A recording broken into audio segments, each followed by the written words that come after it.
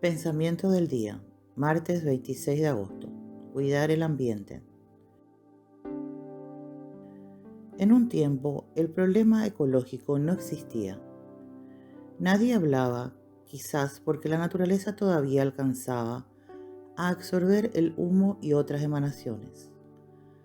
Actualmente se ha transformado en un gran problema. Se comprendió que se estaba arruinando la naturaleza, que ha sido creada por Dios. La salud de la humanidad es la paz. La salud del cosmos es, por su parte, la ecología.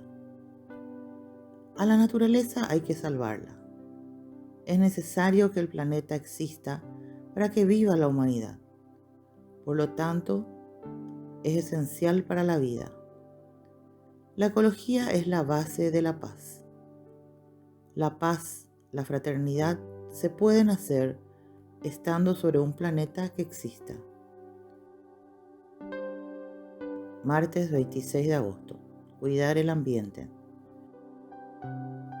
Kiara Lubich como un arcoíris.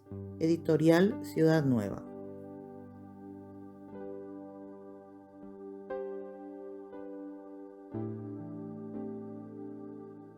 Hola, si te ha gustado este video, danos un like, un dedito hacia arriba y suscríbete al canal. Es libre y gratuito, sin ningún compromiso. Palabra de vida, agosto de 2025. Porque donde esté tu tesoro, allí estará también tu corazón. Lucas capítulo 12, versículo 34.